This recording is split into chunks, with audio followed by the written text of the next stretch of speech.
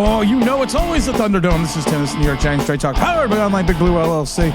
Want to talk about what if the Giants don't go quarterback? What if the Giants don't go wide receiver in the 2024 draft? There's always been the speculation. There's always been the rumors. There's always been the innuendos that the Giants are going to take that quarterback. That they're going to take that leap. That they're going to get back out of the Daniel Jones doldrums and find a new leader. That would be nice. But then you get comments of Joe Shane saying, we're not going to reach for a quarterback. We're going to take the best player available on the board. And more than likely, we'll get a good guy because other people will be going after quarterbacks. Yes, Shane, because other people understand that the quarterback position is the most important position in all sports. But we haven't figured that out going on year 6. But you have to think that Shane and Dable are going to follow their process, which has been as confusing and as unclear as mud. Because at some point in time, they say, we're a rebuild. We're going to get Darren Waller. We're a rebuild. We're going to re-sign Daniel Jones. We're a rebuild. We're going to do this. They're an anomaly wrapped in a riddle. They are a misquote away every time Shane or Dable speaks in reference to exactly what this team is doing. Now, you look at the roster, you look at the way it's built, you look at the way it's constructed. The first concern that I have immediately, besides the quarterback position, is going to be the cornerback position, the CB2 position. I've said this before. I think the two hardest positions to play immediately in the NFL is quarterback and cornerback. And I think the Giants right now with Deonte Banks have a good young corner. You have to hope he doesn't take the step back with the sophomore slump. You hope because when the league starts adjusting to what he does well, he readjusts. But the problem is you don't have that veteran presence behind him. You have Jalen Mills, okay? You have Cordell Flott. You got Deonte Banks. You have Cordell Flott, Deonte Banks. Well, I wish we had the clone of Mr. Banks. But you got Darnay Holmes. You're going to need to grab a corner in this draft. What if the Giants decide to trade out of 6? I don't think that Minnesota is going to give the Giants their 2 first-round picks. I don't. And also, just because of the fact of where they're situated and what our salary cap situation looks like, I don't see that happening. I'm not saying that's going to preclude the Giants from doing that, but it's going to make it even tougher in reference to the way the salary cap looks right now. But what if they swap out a few spots? What if they move down a little bit? And what if they decide, hey, listen, we're not going to go the wide receiver. We're not going to go Joe Alt. We're going to get that CB2 guy. And honestly, this draft, I think this draft could have, I would say maybe 4 corners going in the first round. And that's not an over exaggeration. Because everyone looks at the big kid from Toledo. Everyone looks at Mitchell from Toledo, 6 feet, 196 pounds. He ran that 4.33. Had 41 tackles last year, interception, 18 pass defenses.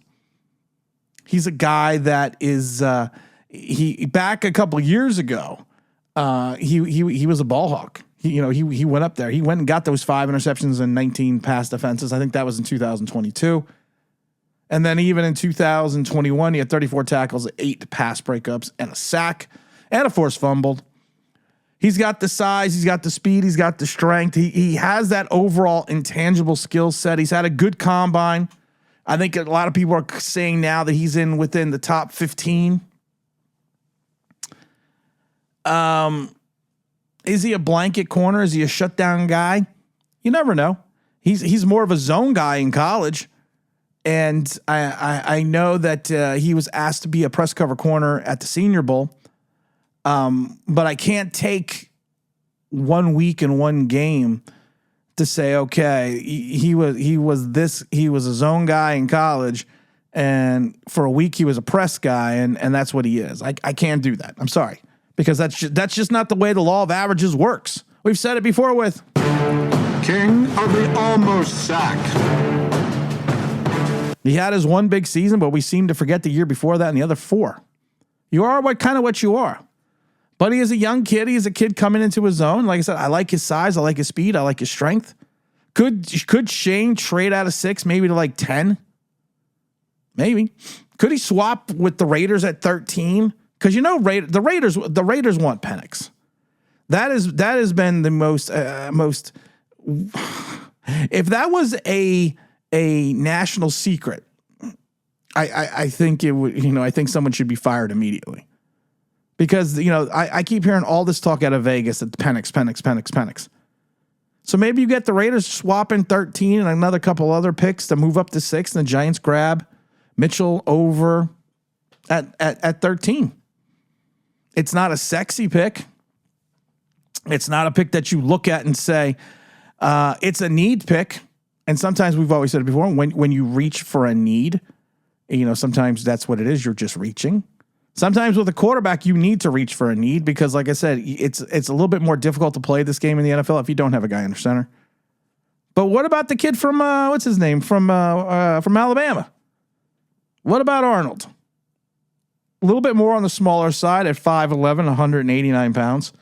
I thought he was going to have I thought he was going to have a little bit better speed. I thought his speed was going to be, but he ran a 4.5. Last year, a total 61 tackles, 5 interceptions, 11 pass breakups for Alabama. So he's always playing quality guys.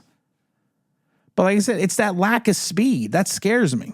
Now, a lot of people have him going anywhere between 15 and 31. I think he's raw. I think he's raw in regards to the fact that, like I said, he's going to have to learn how to transition to the NFL and understand his limitations in regards to his speed. He's not going to have that. He's not going to have that makeup ability if someone gets by him. But he's a kid that's got a huge upside. He's tough. I think he's a confident kid. I think he's good at understanding the wide receiver and potentially what routes they run. He's one of those kids, though. If you take a look at him, though, you just got to be impressed with him and just about his body of work at Alabama. His combine, he didn't impress at the combine. He did not impress at the combine. That's why I have this feeling that someone like Mitchell has jumped over him. But like I said, he played at a higher quality and higher competition than Mitchell did.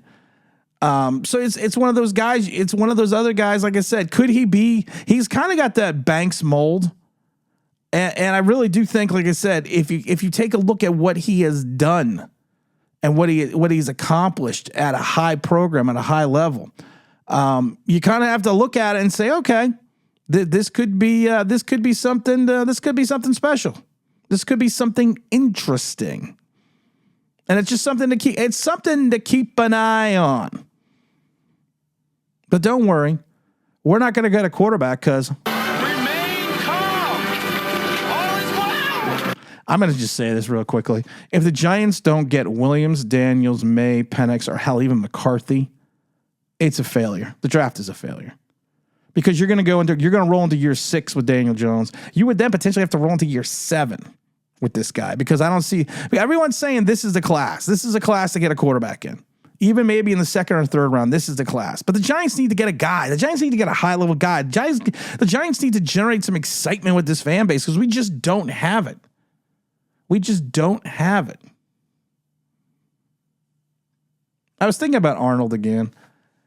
He makes a lot of mental mistakes, though. He made some mental mistakes, and I think that's all coachable stuff, though. I think that's coachable. I was just looking at my notes right here. You also got the kid, what's his name, Nate Wiggins, out of Clemson.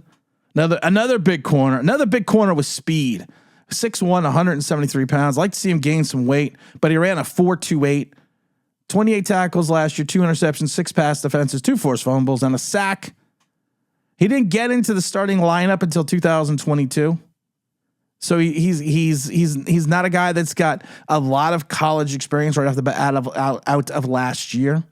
Like I said, I love the height. I love the length. It's the Mike Haynes scenario. He's got to bulk up, or I'm not going to like him in that run. He's got to bulk up if he's going to play anywhere in the run, unless he's going to be a true cover corner like a Deion Sanders or a Darrelle Revis. Elite speed, man. That's what you got to look at. Speed kills. We've said it before. We have said it over and over again. You got to get speed. Demon speed. Speed's what we need. We need greasy, fast speed. Now, this is a guy that, like I said, he's got that skinny frame, and he's got some off-field character issues. We'll be nice about. So I think that's going to drop him down a little bit in the draft as well. And then you got the kid out of Iowa. But you know what? I don't know if he's going to come in more as a safety or a corner. 6'1", 209. What's his name? Cooper DeJean. I don't know. I really don't know. 41 tackles, 2 interceptions, 5 pass breakups in 2023.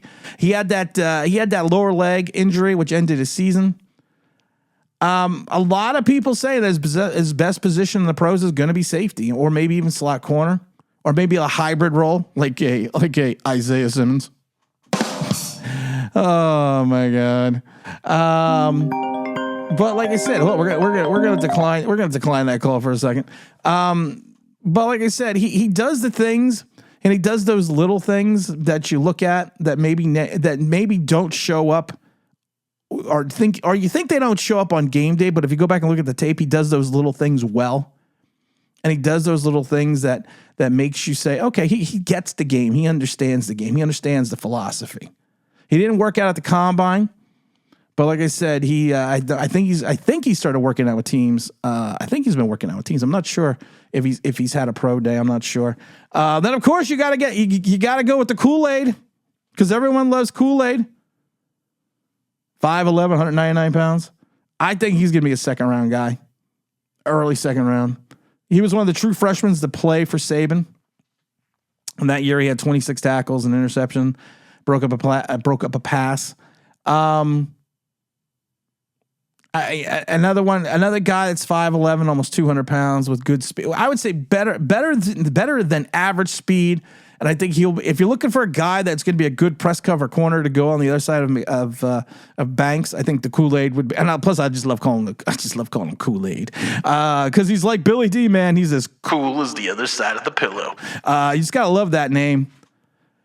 I think he has got it. Like I said, I think he would be a good press cover corner. There are some complaints about his work ethic and his training, and the fact that he has been dubbed a lazy practice player.